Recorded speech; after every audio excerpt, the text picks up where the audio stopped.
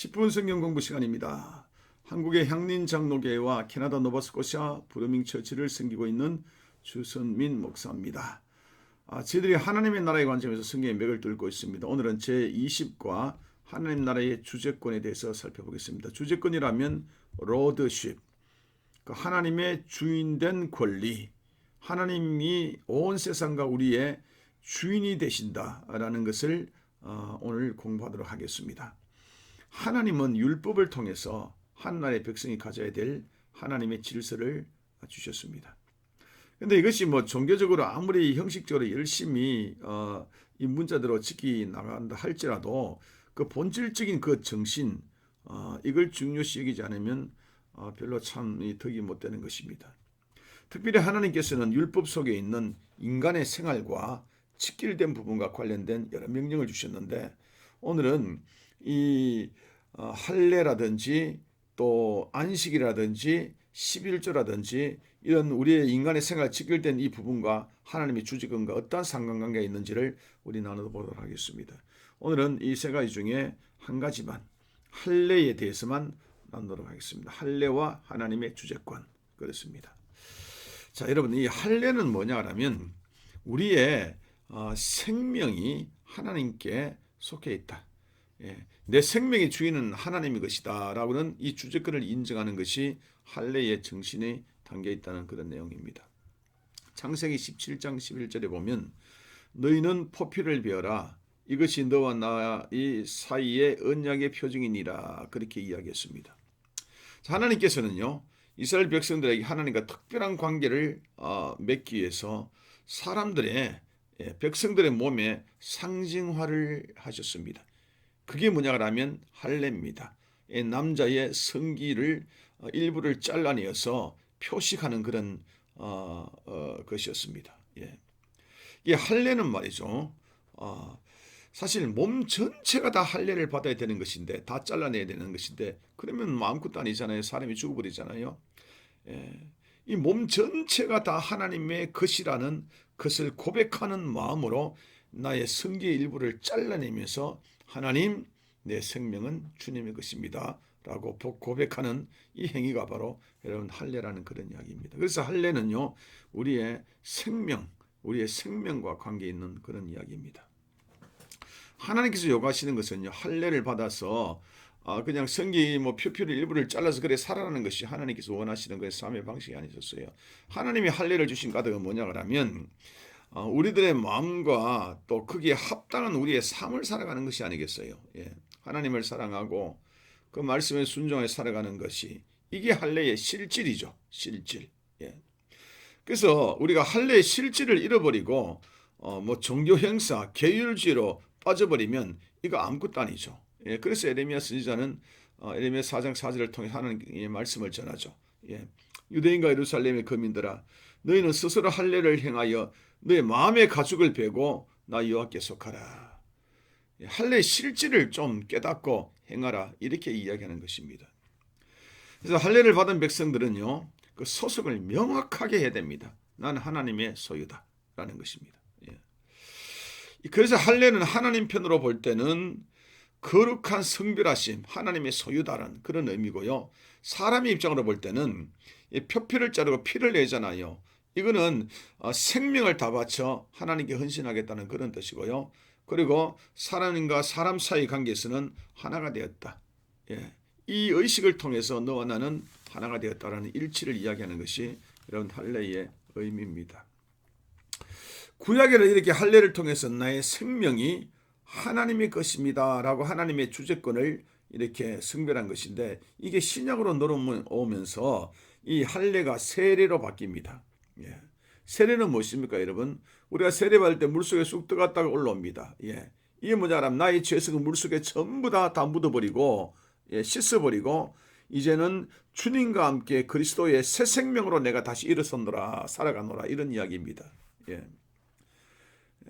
그래서 세례를 받았다는 것은 이제는 나의 옛사람의 생명대로 살아가는 것이 아니라 하나님께서 주시는 그리스도의 새 생명으로 살아간다는 이야기입니다. 그러니까 세례는 생명의 문제입니다. 세례는요, 내 생명이 하나님께 속하였다는 그 주재권을 인정하는 것입니다. 예. 그래서 우리가 세례를 받았다면 이제는 그리스도 연합하여서 내 자신이 사는 것이 아니라 내 안에 누가 살아간다고? 그리스도의 생명으로 살아가야 하는 것입니다. 그런데 그리스도의 생명이, 이 새 생명이 저절로 이렇게 내 속에서 막 구현되고 발현되는 것은 아닙니다. 왜냐하면 나의 옛사람의 본성이 그대로 남아있어. 나는 내 자신의 소욕을 따라 살고픈 욕망 때문에 이게 계속적으로 안에서 발동하는 것이죠. 그래서 사도 바울이 내 안에서 두 마음이 싸운다 그렇게 이야기한 것입니다. 그래서 우리는 끊임없이 투쟁해야 됩니다.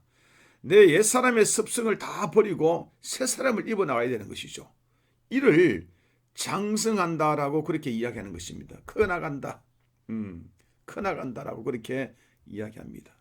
로마서 6장에서 8장을 보면 6장 3절에 먼저 그리스도 연합하여서 새 생명을 받았다는 사실을 분명하게 인식하고, 그리고 6장 11절에 죄에 대해서는 죽고 그리고 하나님에 대해서는 산자로 여겨야 할 것이니라.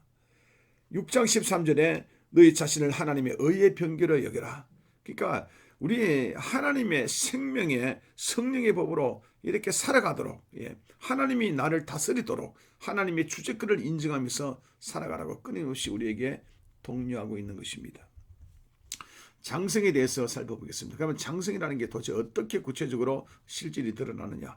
에베소서 4장에 보면요, 13절에 16절에 보면 우리가 다 하나님의 아들을 믿는 것과 아는 것에 하나가 되어 온전한 사람을 이루어 그리스도의 장성한 분량이 충만한 데까지 이르리니, 이는 우리가 이제부터 어린아이가 되지 아니하고 사람의 속임수와 간사한 유혹에 빠져 온갖 교훈의 풍조에 밀려 요동하지 않게 하려 함이라. 오직 사랑 안에서 참된 것을 하여 범사에 그에까지 자랄지니 그는 머리고 곧 그리스도라. 그에게서 온몸이 각 마디를 통하여 도움을 받음으로 연결되고 결합되어 각 지체의 분량대로 역사하여 그 몸을 자라게 하며 사랑 안에 스스로 세우느니라. 자, 에베소서 말하는 이 장성이라는 것은요, 종교적 규례라든지 교회 생활에 익숙하고 오랫동안 교회에 다녀서 교회를 잘한다 이런 차원을 이야기하는 것이 아닙니다. 장성이라는 것은 그리스도를 믿고 그리스도를 아는 일을 장성이다 그렇게 이야기합니다. 우리 여러분들은 얼마나 그리스도를 압니까? 얼마나 하나님에 대해서 알고 있습니까?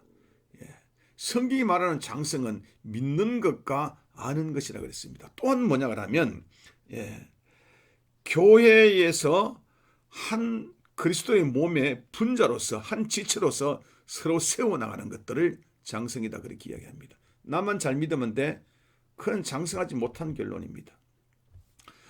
다양한 사람들이, 서로 다른 사람들이 서로 손에 손을 잡고 함께 성장해 나가는 것을 장성이다 그렇게 이야기한다는 이야기입니다. 그래서 장성은요, 개인적으로 그리스도를 믿는 것과 아는 것, 그리고 함께 더불어 이 교회를 이루가는 것, 이 두 가지 측면이 있다는 것을 이야기하는 것입니다. 자, 히브리서 5장 12에서 14절에 보면 또 장성이란 말이 나오는데, 때가 오래되었으므로 너희가 마땅히 선생이 되었을 터인데 너희가 다시 하나님의 말씀에 초보에 대해서 누구에게 가르침을 받아야 할 처지이니, 단단한 음식은 못 먹고 젖이나 먹어야 될 처지가 되었도다. 이는 젖을 먹는 자마다 어린아이니 의의 말씀을 경험하지 못한 자요, 단단한 음식은 장성한 자의 것이니 그들은 지각을 사용함으로 연단을 받아 선악을 분별하는 자들이니라 그랬습니다. 자, 히브리서 말하는 장성한 자의 모습은 어떤 거냐 하면 지각을 사용할 줄 아는 자라는 이야기입니다. 자, 지각을 사용해서 뭐냐 하면 이게 진리인지 비진리인지를 깨닫는 자라 그렇게 했습니다. 그러니까 하나님의 말씀을 체계적으로 깨달아 분별력이 생길 때에 참으로 이것이 하나님께서 원하시는 바다, 하나님 나라의 백성들이 원하는 바를 말씀을 통해서 깨달아가면서 우리가 인식해 나가는 것을, 이것을 장성한 자의 분량이다 그렇게 이야기한다는 그런 이야기입니다. 그래서 우리 그리스도인들의 생명은 어디서 발현되느냐? 먼저 내 삶 전체에서 발현되어야 된다. 내 삶 전체에서, 내 생활 가운데에 그리스도의 인격이 드러나야 된다.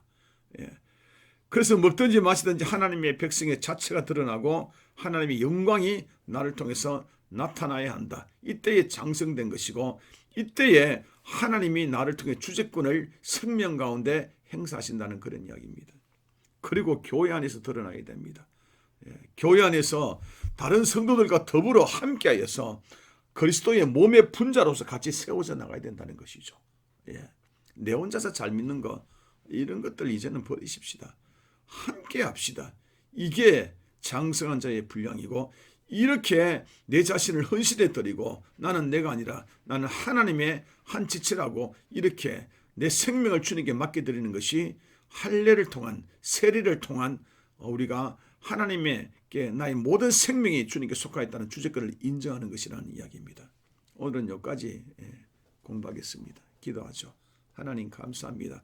오늘은 주제권 중에 우리의 생명 할례에 대해서 살펴봤습니다. 내가 장성하고 교회의 성도와 더불어 장성하는 우리 모두가 되게 역사해 주시옵소서. 예수님 이름으로 기도드렸습니다. 아멘.